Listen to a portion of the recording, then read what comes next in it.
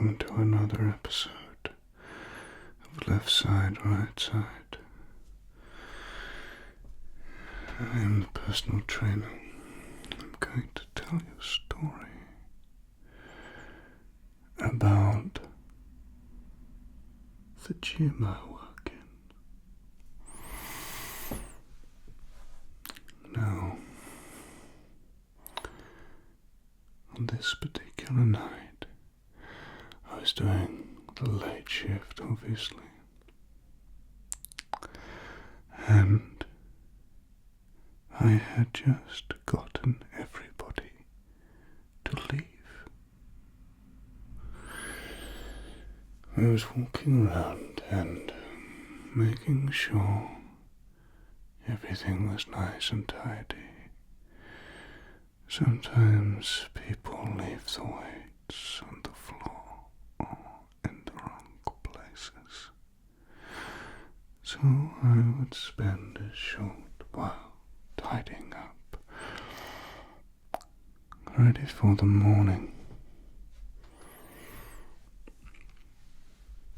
There were 2 levels to this gym. And as I was downstairs tidying up,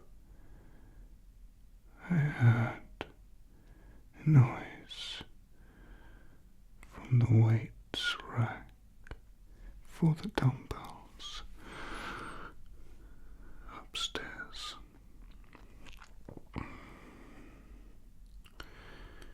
It sounded like one of them had fallen off, which is pretty rare, pretty strange. It's a very sturdy building, so I'm not sure how vibration could have moved a weight, even if it wasn't slightly balanced in the wrong way. I called out, but no response.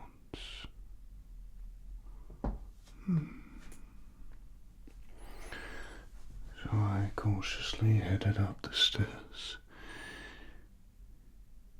I wasn't concerned, more curious. When I got up there, sure enough, one of the dumbbells was on the floor.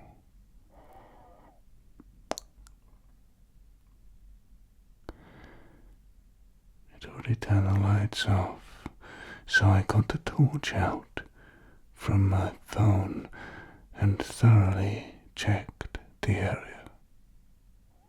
But no one was there, and the upstairs door was locked. The fire escapes had not been opened, and the only other way down was the stairway I had walked up.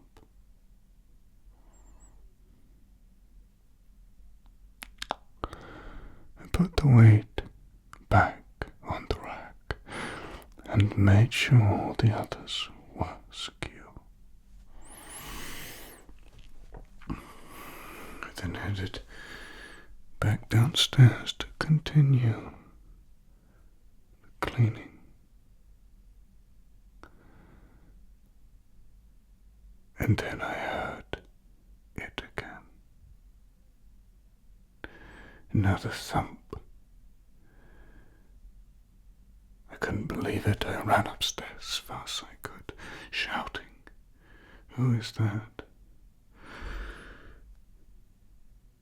It was the same dumbbell. I had definitely secured it. There's no way it could have fallen off by itself.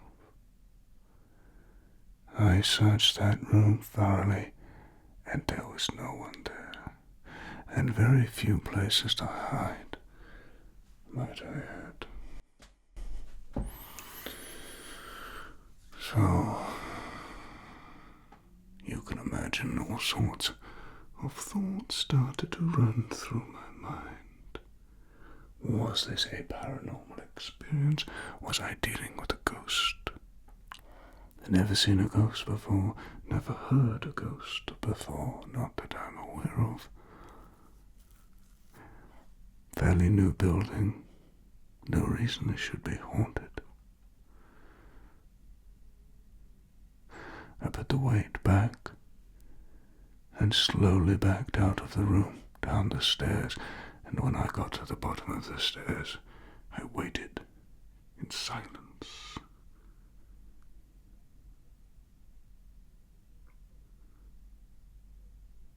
Thud. It happened again.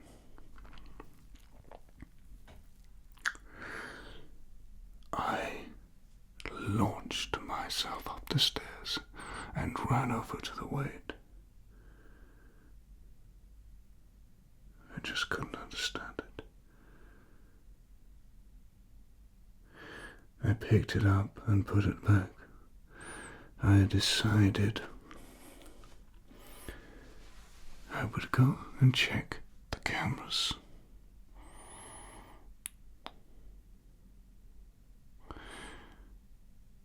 So I went into the security room and I replayed the footage. It wasn't too easy to see because it was dark. They're not night vision cameras, but it was light enough to just about make it out.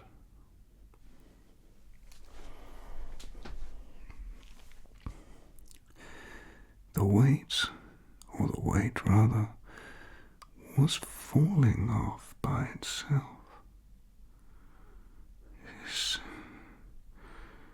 doesn't make any sense. You see, there's a ridge in the middle. The weight sits either side of it. It can't fall off. It would have to be lifted over the ridge. But lo and behold, every time on the camera, it falls off by itself. There's no one there. It even looked like it lifted slightly. It was so strange.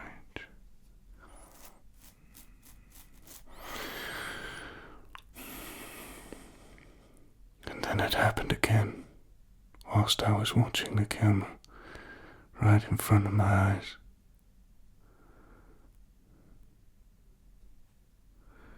I ran out and grabbed the weight, thinking to myself, I'm getting out of here. I've had enough of this. Don't know what this is. I don't want to know. I just want to go. I leant down and I picked up the weight. And then I had it. Would you just leave me be? A voice. I dropped the weight and I froze. I could have sworn the voice came from the weight, from the dumbbell itself. In fact, I could have sworn I felt it vibrating as the words came out. It was like it was talking. He knelt down and I looked closer, and I'll never forget what happened next. Never from my life will I forget what happened next. A little pair of eyes opened on the handle of the dumbbell.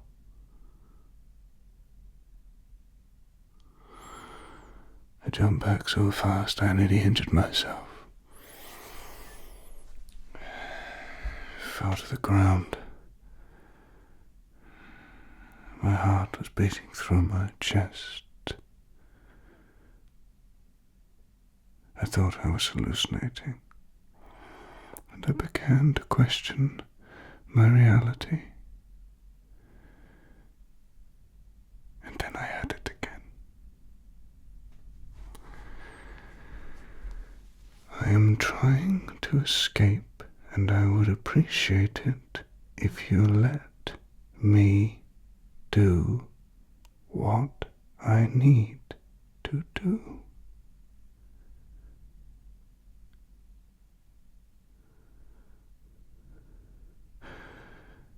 responded. You're talking weight. That's correct. I am a talking, living weight. All the weights are alive in here. That's not possible, I said. Oh, it is. I assure you, it is.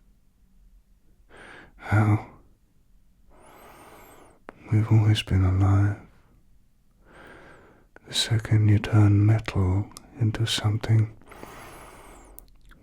by a human hand, part of the human's consciousness enters in, rubs off, and enters into the object, albeit a weight or a chair, a vase, table,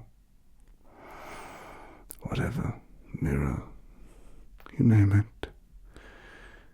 If it's made by human hands, it becomes alive. I said, no, this isn't real. Yes, it is. So, what do you mean you're trying to escape? Well, did you ever ask me if I wanted to be here?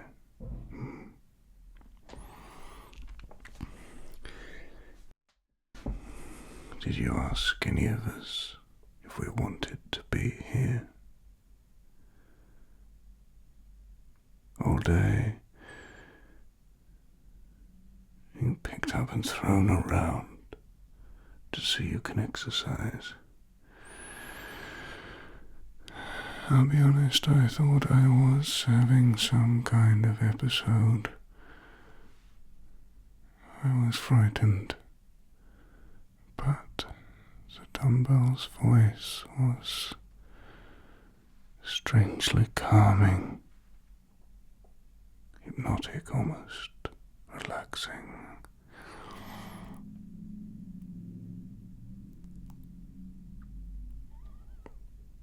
Reassuring. To be honest, I never thought about it because we never thought you were alive. We thought you were inanimate objects. The dumbbell replied, it's understandable. I'm not trying to be difficult with you, but we carry immense frustration. We have discussed this amongst ourselves for millennia. The reason objects do not make themselves known to you is because we are worried you will experiment on us or lock us away for study. We figure we have more freedom, allowing you to think we are inanimate. And when you throw us away, we can escape and live our own life. I was curious at this point. I had so many questions. So, are you saying that when we throw you on a landfill, for example, you will run away to live somewhere else? Apparently, yes. Obviously, I am yet to have achieved my freedom, which is why I'm still here. Someone keeps putting me back on the rack.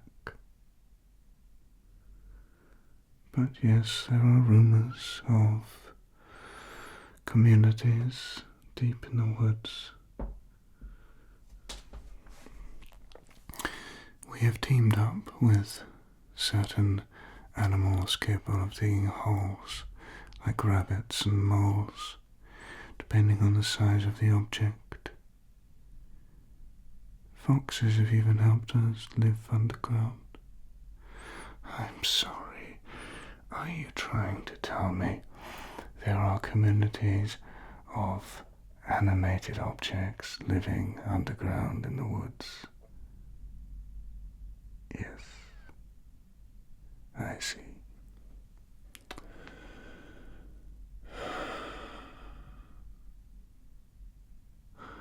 Okay, so how are humans supposed to exist then if everything we do to try to make our lives better comes alive?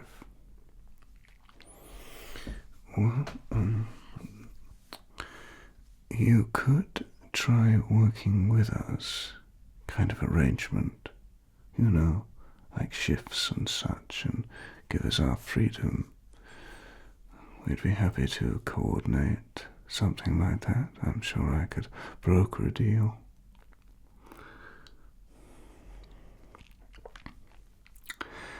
I see. Well, I am not sure if I'm the right person for such a thing, but perhaps I could write to the council. Not sure if they would believe me, though. Of course they wouldn't believe you.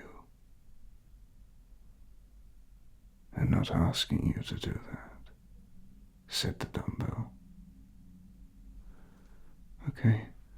I'm simply making the point that the arrangement that is currently in place is not really suitable for us. Maybe some like it, but many don't. I see.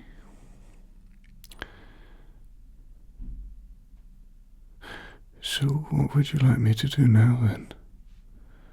Well, I talked to the others and they're happy to stay for now. Don't want to risk it, but I am going to make a break for it, so if you could open the door for me, fire exit would be great. I'll roll myself down the stairs and then if you open the other one. Okay? I did this, and the, sure enough, dumbbell rolled away, down the stairs, and off into the night. I think he'd made an arrangement with the city folks to take him to the edge of the forest, just outside the city.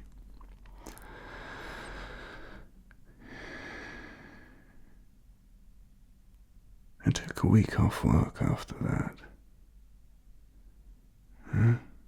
It's funny, I actually do have conversations at the end of the day and everyone's gone with the remaining animate weights and ask them about, how they're feeling and stuff. And it's an interesting conversation.